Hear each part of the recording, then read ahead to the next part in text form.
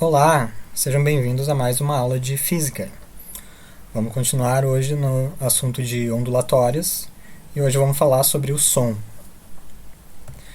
Bom, para motivar esse nosso estudo de hoje, vamos começar falando sobre essa questão da poluição sonora, que é um grande problema aí para quem vive nas áreas metropolitanas, né?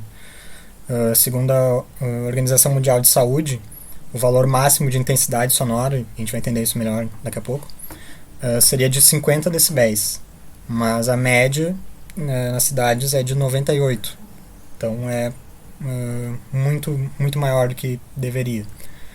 E bom, isso traz vários impactos para a saúde, né? Efeitos cardiovasculares, problemas de sono, estresse, até problemas cognitivos.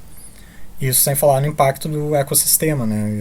Essa poluição sonora gera um grande impacto no ecossistema que também impacta nós, porque fazemos parte desse ecossistema. Mas, bom, dado esse problema, dá para pensar em várias possibilidades de soluções, né? Mas vamos tentar focar hoje, pensar em algumas soluções tecnológicas, pensando no nosso conhecimento sobre som e sobre ondas em geral que a gente já estudou. Inclusive, só com o conhecimento de ondas que vocês já têm das aulas passadas, já dá para pensar em várias coisas, né? Mas hoje a gente vai explorar um pouco mais, entender melhor o som e com isso entender melhor algumas possíveis soluções. Bom, mas da onde que vem o som, né? O que gera o som de fato? Dá para perceber que tem alguma questão ligada ao movimento, né? Aqui essa pessoa está tocando uma harpa e dá para ver que algumas cordas estão se movimentando, né? Quando a gente toca um instrumento de corda, a corda se mexe e isso gera um som. Bom, o que está acontecendo aí, né? Então, tem uma relação com o movimento. Aqui tem uma tecla de marimba, que é um instrumento de percussão, mas que ele gera um tom, como se fosse um instrumento de corda, né? Como se fosse a corda vibrando. A tecla de marimba, ela oscila também, e quando ela está oscilando, ela gera um som, um tom específico, né? Uma nota musical. Bom, esse é um videozinho filmado em câmera lenta, em 1000 quadros por segundo, né? Para quem não sabe, um filme nada mais é do que uma sucessões de quadros, ou seja, de imagens estáticas, mas que colocadas uma após a outra dá a sensação de movimento. Então, isso é um filme. E a gente pode usar um filme, para analisar quadro a quadro um movimento. E existem alguns programas como esse aqui, o Tracker, que é um software livre e gratuito, que tu pode pegar um vídeo e botar nesse programa, e indo quadro a quadro desse vídeo, tu vai analisando o movimento de alguma coisa. Por exemplo, aqui, a tecla de marimba. Eu posso ir quadro a quadro. No primeiro quadro eu marco ali a posição, no segundo quadro eu vou lá e marco de novo a posição, e assim por diante, até formar um gráfico aqui da posição dessa tecla em função com o tempo. E vendo isso a gente pode perceber algumas coisas. A gente pode perceber que é um movimento cíclico, né? Ele se repete e parece ter o mesmo período, né? Se a gente pegar aqui o vale e contar quantos quadros tem cada desses pontinhos aqui, é um quadro do vídeo. Se a gente pegar esse ponto aqui, onde ela está no vale da onda, parece ter um período de 7 quadros. 1, 2, 3, 4, 5, 6, 7, volta pro início do ciclo. 1, 2, 3, 4, 5, 6, 7. 1, 2, 3, 4, 5, 6, 7. E assim por diante. Então dá para aproximar a frequência o período, na verdade, como 7 quadros. A cada 7 quadros ele dá um ciclo, dá um período então desse movimento. E a partir disso a gente pode tentar descobrir qual é a frequência, qual é a nota musical que está fazendo aquela tecla. Podemos, né? Então tá aí já um problema para vocês. Adotando um período de 7 quadros e sabendo que a gravação se deu em 1000 quadros por segundo, qual é a frequência do som. Bom, vocês podem pausar o vídeo e tentar resolver aí e voltar para acompanhar a resolução. Então, ok, para a resolução, bom, a gente sabe que período em quadros é 7 quadros, e a gente sabe que foi filmado em 1000 quadros por segundo, né? Super câmera lenta. Então, a cada 1 segundo tem 1000 quadros. A gente pode fazer uma regra de 3 e transformar esse período em quadros para período em segundo. 1 segundo está para 1000 quadros, assim como o período em segundos que a gente quer descobrir está para 7 quadros. Então, isolando o nosso período, t, vai dar 7 dividido por 1000, né? Isolo o t ali, o 1 segundo, né, não vai contar, dividido por 1. Então, 7 dividido por 1000. Bom, esse é o período. A gente quer saber a frequência, né? Mas a gente sabe que a frequência é o inverso do período, né? É 1 sobre o período. Então, como é que vai ficar a frequência? Vai ficar 1000 sobre 7. E isso dá aproximadamente 142 Hz. Ou seja, a cada 1 segundo, aquela tecla está vibrando 142 vezes. E se a gente ver lá numa tabela de notas musicais para cada frequência, a gente vê que o tom, a nota que essa tecla está fazendo, é essa nota aqui, que é um Dó sustenido 3 ou Ré bemol 3. Tanto faz. É a mesma nota, tem 2 nomes possíveis. É a nota que fica entre o Dó e o Ré. Por isso, Dó sustenido ou Ré bemol. É o semitom entre esses 2 tons. E o 3 aqui, depois a gente vai entender melhor, mas é porque é o terceiro Dó sustenido da escala, né? Porque depois a gente vai ver também, nem todas as frequências a gente consegue ouvir. Então, e a escala musical ela repete, né? Dó, Ré, Mi, Fá, Sol, Lá, Si, Dó, Ré, Mi, Fá, Sol, Lá, Si, e assim vai repetindo, enquanto o nosso ouvido é capaz de entender. Depois a gente vai ver na tecla de teclado, onde é que fica, qual é a tecla que faz esse som, a gente vai entender um pouco melhor isso da nota musical. Mas então, a gente percebeu que, analisando o movimento daquela tecla, a gente conseguiu descobrir a frequência e logo a nota musical que ela está fazendo. Bom, mas o que está acontecendo de fato ali? Como é que está se propagando essa onda? O que está acontecendo no ar? Bom, aqui tem um gifzinho que mostra bem isso. Imagina que aqui é a tecla de marimba, que está se movimentando ali. E a gente vê que quando ela se movimenta, ela gera uma região de maior pressão. Aqui, imagina que cada pontinho preto é uma molécula do ar. Então ela pressiona as moléculas, gerando essa região de maior pressão e regiões de menor pressão, regiões de compressão e regiões de mais rarefeitas. E essa onda vai se propagando. Veja bem que não são as moléculas que estão se propagando. Aqui tem até 3 moléculas destacadas aqui para a gente perceber que elas não estão andando, elas vão e voltam. Quando a pressão joga elas para a direita, aqui no caso, depois a própria pressão do ar faz ela voltar para onde tem menos pressão, né? A pressão joga ela de volta para a esquerda. Então cada molécula ela fica oscilando. É como se tivesse, imagina, um monte de gente em uma linha reta assim, e a pessoa que está lá atrás empurra um. A pessoa que está na frente vai empurrar a outra que está na frente, que vai empurrar a outra, e assim sucessivamente. Só que as pessoas elas não vão estar andando. Elas vão andar um pouquinho e vão parar. Só que essa energia ela vai estar se propagando. É exatamente isso que acontece aqui no ar. Quando uma tecla de marimba, por exemplo, oscila, ela gera essas regiões de pressão que vão sendo propagadas a partir dessa energia. E a gente pode perceber o comprimento de onda a distância entre uma região de maior pressão e outra, né? Que vai ser, no caso aqui, a gente tem um gráfico que mostra justamente isso, a pressão do som em função do tempo. Então a gente vê aqui nessa posição vai ter um máximo de pressão, e nessa área mais rarefeita vai ter um mínimo, né? E a distância entre 2 picos ou 2 vales vai ser o comprimento de onda. Então o som é uma onda longitudinal, que ela oscila na mesma direção em que ela se propaga. Diferente da luz, por exemplo, que oscila perpendicularmente à direção que ela se propaga. Mas o som, normalmente, ele é longitudinal. Ele vibra nessa mesma mesma direção em que a onda se propaga. Né? Nem sempre isso é o caso. Às vezes, quando não é um gás, quando é um material mais rígido, quando é uma coisa sólida, a onda sonora pode se propagar também, as moléculas, né, desse sólido, elas também podem vibrar, tipo, na perpendicular da propagação da onda. Mas geralmente é assim, longitudinal, né?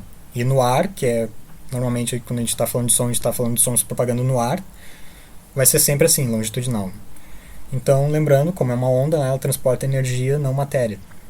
As moléculas não estão andando, elas estão só oscilando. Bom,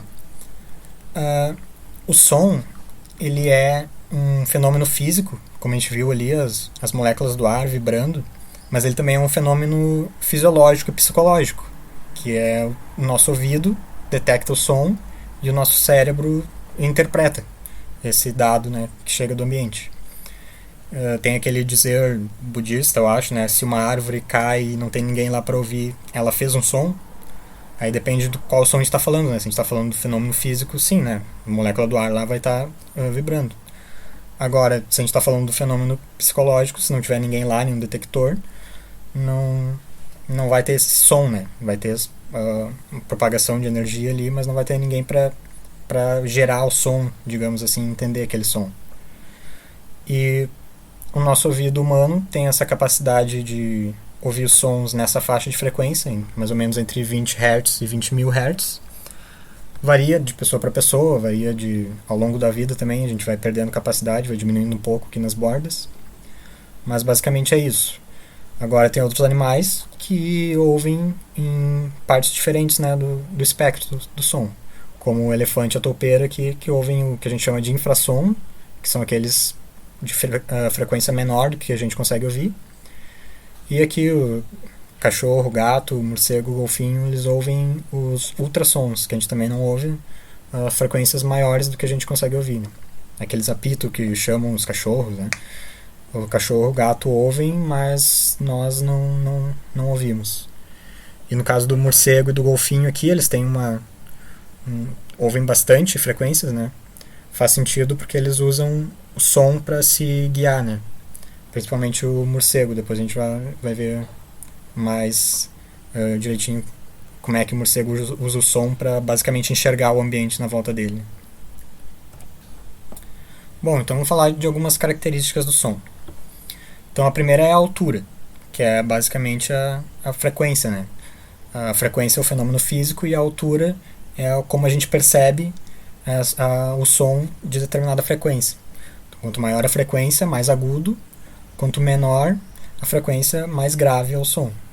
Então aqui tem um teclado de piano e com várias notas aqui. Então lembra aquele Dó sustenido 3 que a gente achou na tecla de marimba? Onde é que ele vai estar aqui no piano? Lembra que era 142 Hz, né? Então vai estar aqui entre o 110 e o 220. Bom, como eu conheço um pouco de tecla de piano, eu sei que o Dó sustenido é essa teclinha aqui, essa preta aqui. Então essa é a tecla que faz o som, aquele que a marimba que a gente estudou estava fazendo. E por que é o 3? É o Dó sustenido 3? Porque ele é o terceiro da escala. O primeiro está aqui. Vê que aqui isso aqui é um Lá. Já está quase no limite do que a gente consegue ouvir, né? 27 Hz. Então o Dó sustenido que teria antes dela a gente nem conseguiria ouvir. Então esse é o primeiro Dó sustenido. Primeiro, aqui o segundo com o dobro da frequência dele, e aqui o terceiro com o dobro da frequência do segundo, que é o que a tecla de marimba estava fazendo.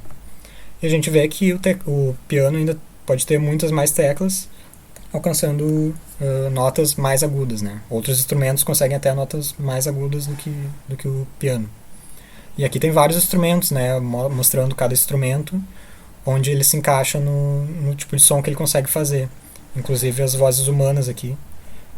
Cada tipo de voz humana, qual é a parte do espectro sonoro que consegue gerar. A gente vê, por exemplo, aqui, então a tuba gera um som mais grave, enquanto o flautim gera um som mais agudo. E, bom, a gente vê isso numa onda aqui, de novo um gráfico, né, seria a pressão do ar. em função do tempo. Aqui a gente está vendo cada ciclo, né, se repetindo, então o comprimento de onda é essa distância aqui.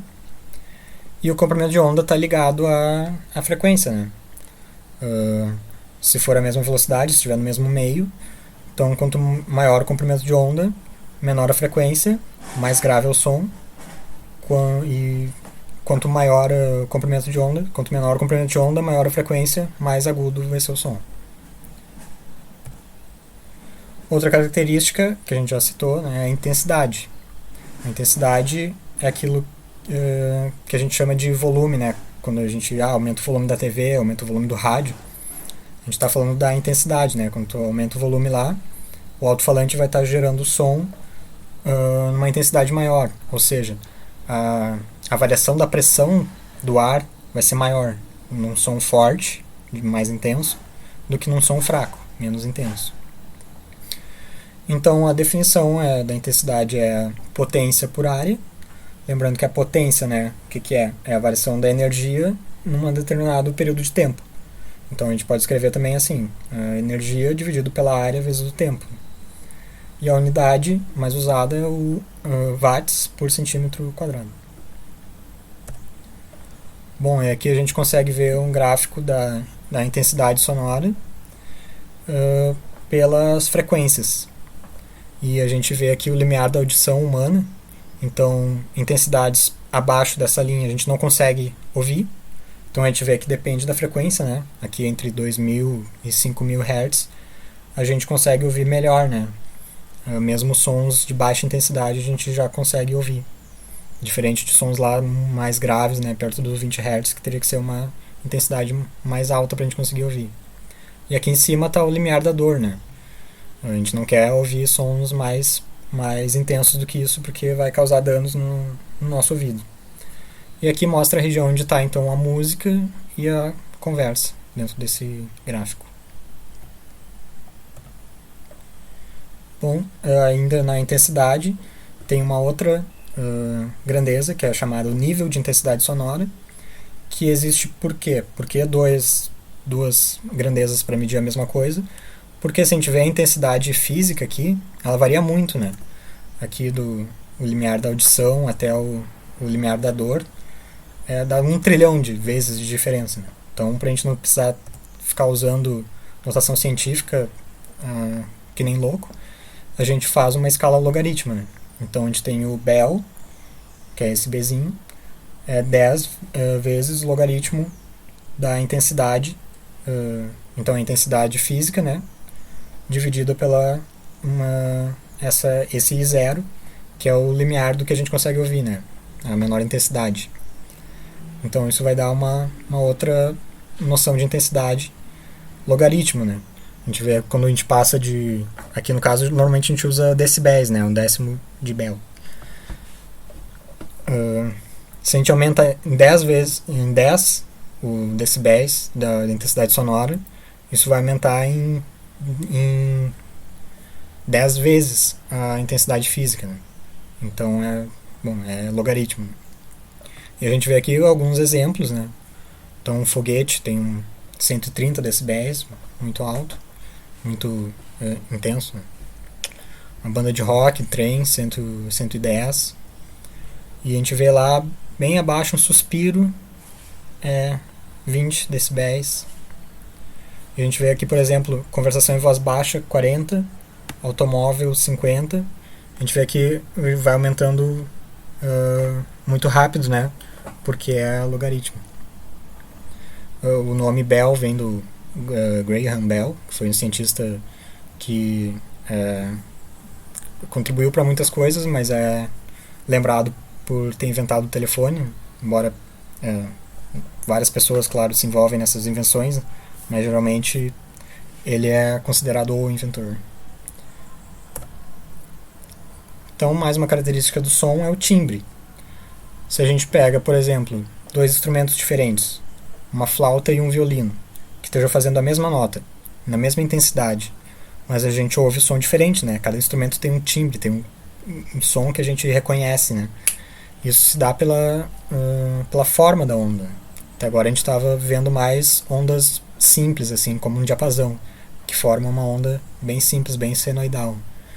Já os outros instrumentos vão fazer ondas um pouco diferentes, né? Vão ser ondas mais complicadas, porque vão ser somas de ondas mais simples. A gente vê como o diapasão faz aqui uma onda simples, a flauta já vai fazer uma soma de diferentes ondas simples.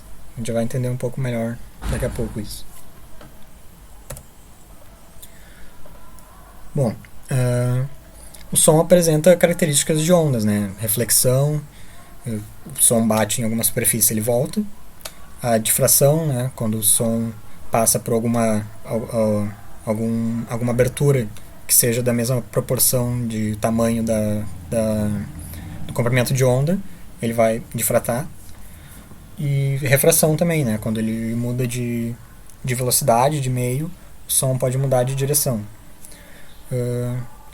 Geralmente a gente foca, né, na questão do som, na reflexão, porque lembra do morcego lá que ele usa o som para perceber o ambiente ao seu redor. Ele faz isso através do eco, assim como aqui o sonar, né? Mas além do eco tem também o reforço e a reverberação, que também são fenômenos de reflexão. A diferença é a distância do som que está sendo emitido para o som que está sendo refletido.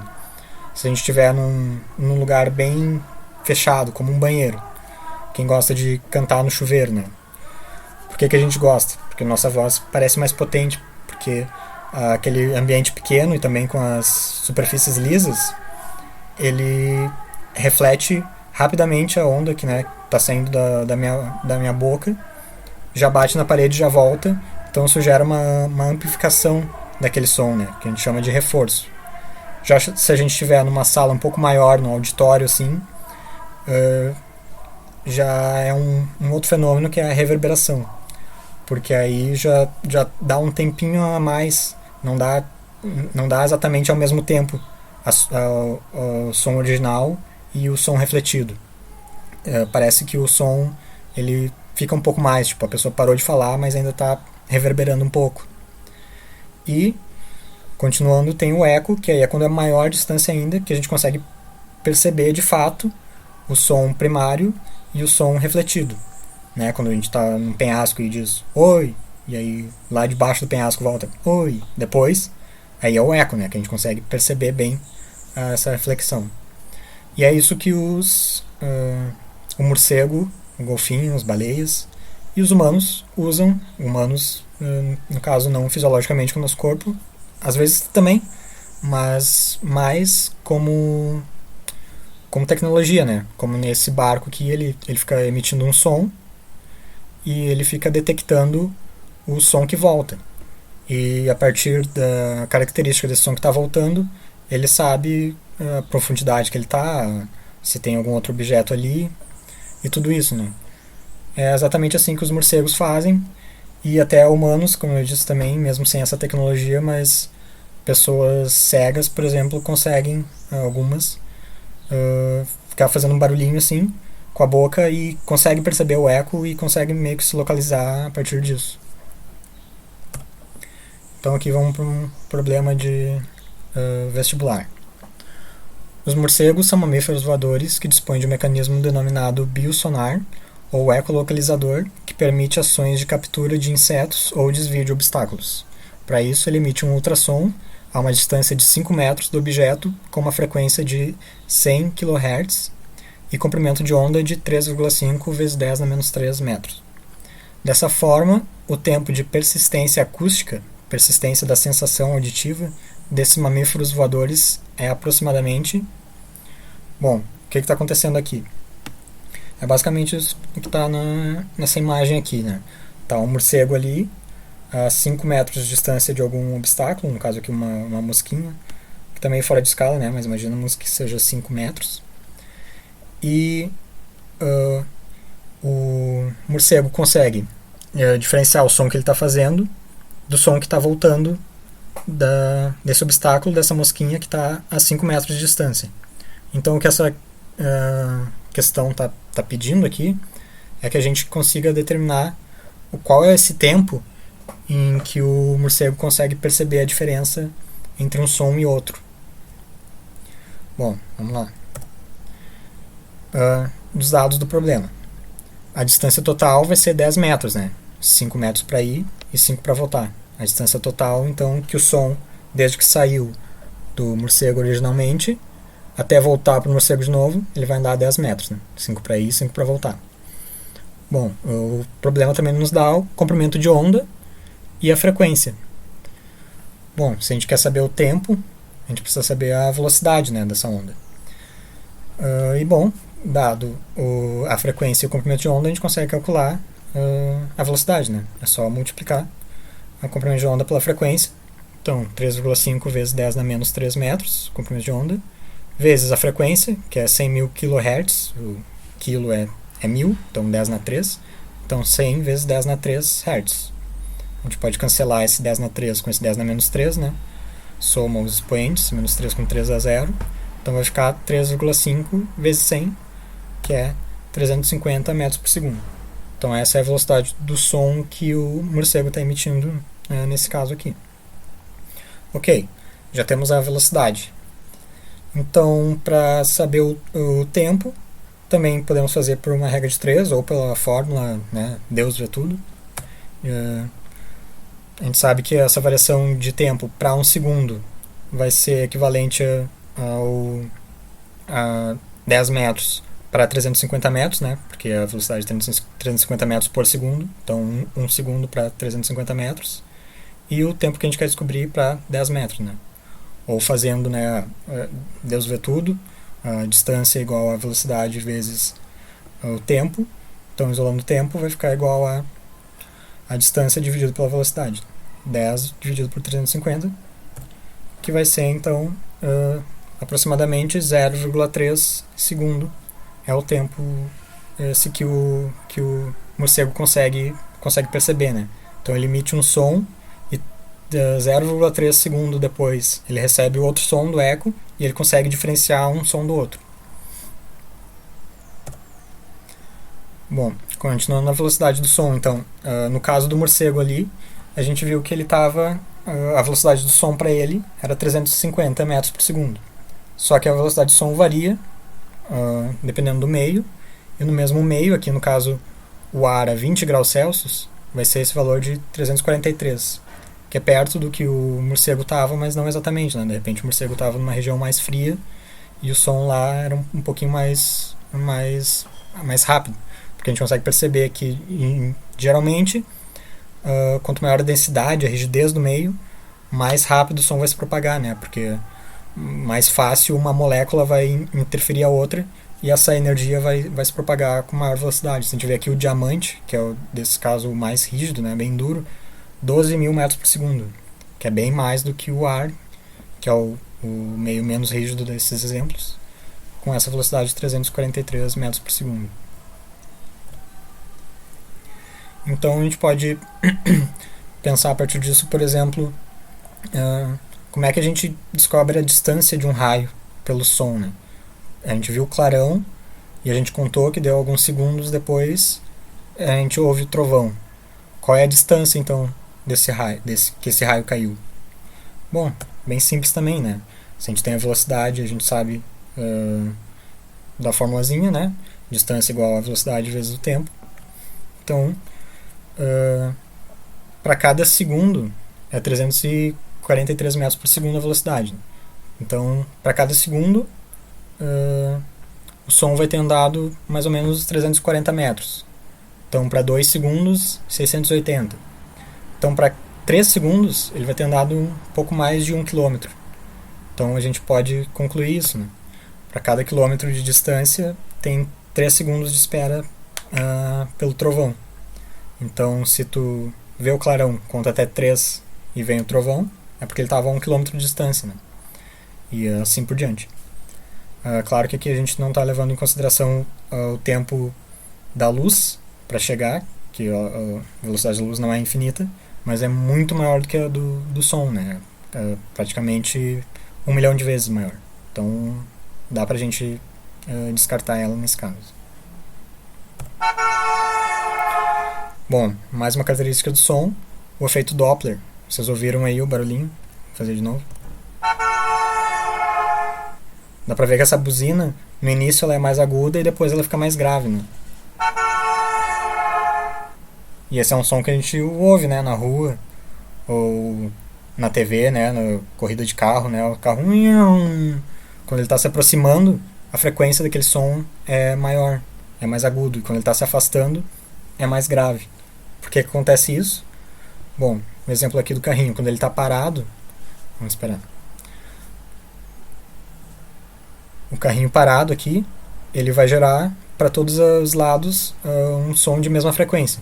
Agora, quando ele está andando, ele, para cada momento em que sair uma frente de onda nova, ele já vai ter se deslocado um pouco mais na direção daquela onda, no caso para a esquerda aqui.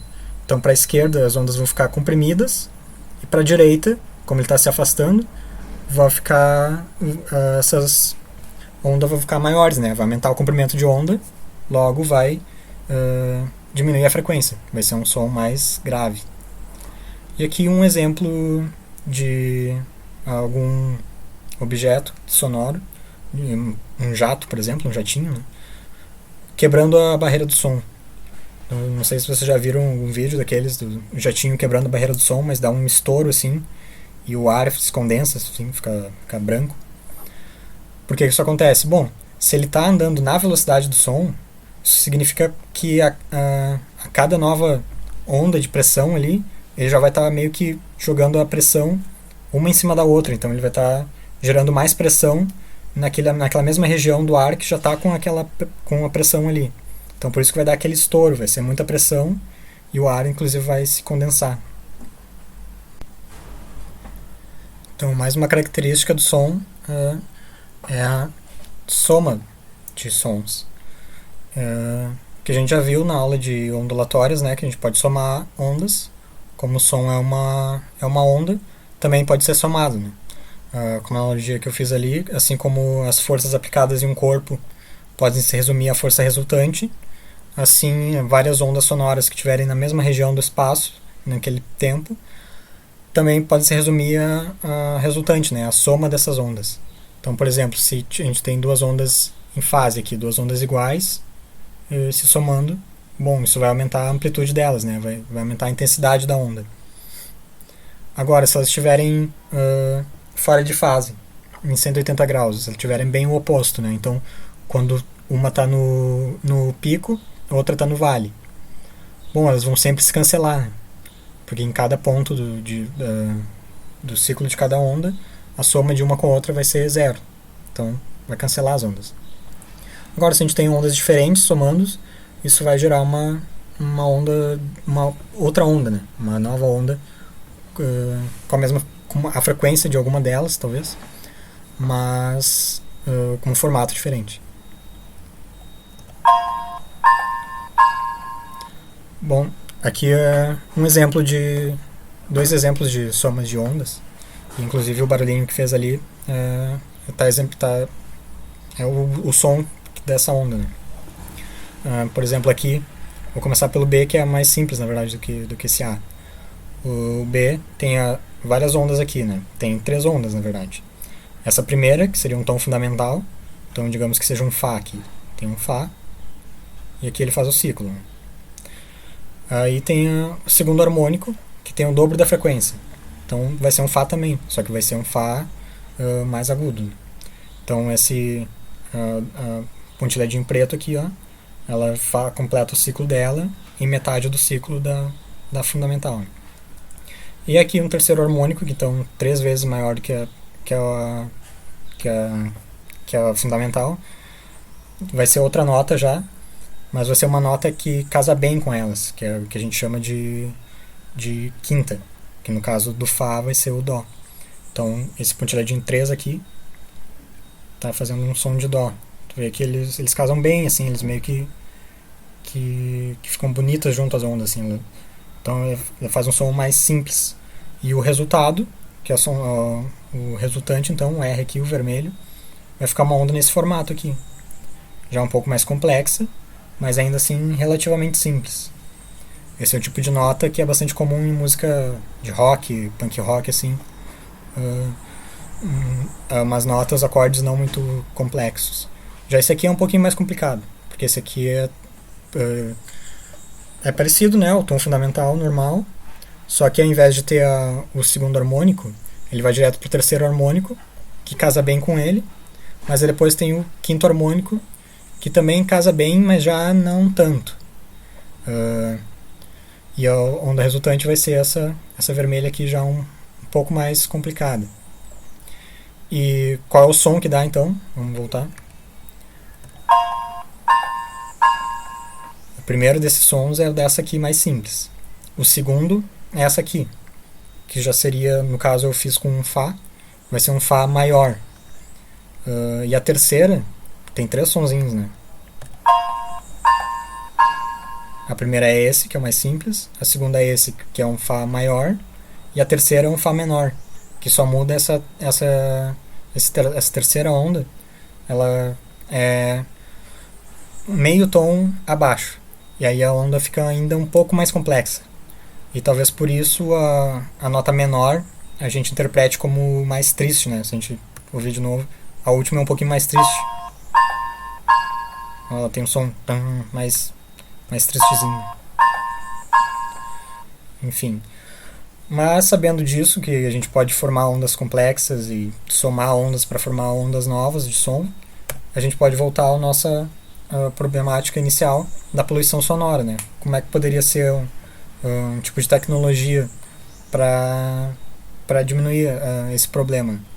Claro que tem várias coisas que dá para fazer, como coisas mais simples, né? Como bloquear. Tem rodovias em que tem uma estrutura em volta da rodovia para bloquear o som, para não sair muito som de lá. Mas uma coisa interessante que dá para fazer é esse cancelamento. Que, por exemplo, esse fone de ouvido aqui, que detecta, tem um microfone ali que detecta uma onda sonora que está chegando, e ele gera uma onda que vai cancelar aquela onda. Então, não ouve nada. Claro que não funciona 100%, né? Mas a ideia é basicamente essa. Esse aqui, que é mais interessante ainda, que é numa janela, que pode deixar a janela aberta, tem uns alto-falantezinhos aqui que vão fazer o som, que vai cancelar o som que está vindo da rua. Esse aqui está sendo feito por cientistas em Singapura. E eles dizem que diminui em 10 decibéis o som da rua. Então é bastante coisa. Bom, era isso. Os livros que eu usei para essa aula foram esses aqui: Física em Contextos e Física, Contexto e Aplicações. E é isso. Obrigado. Tchau.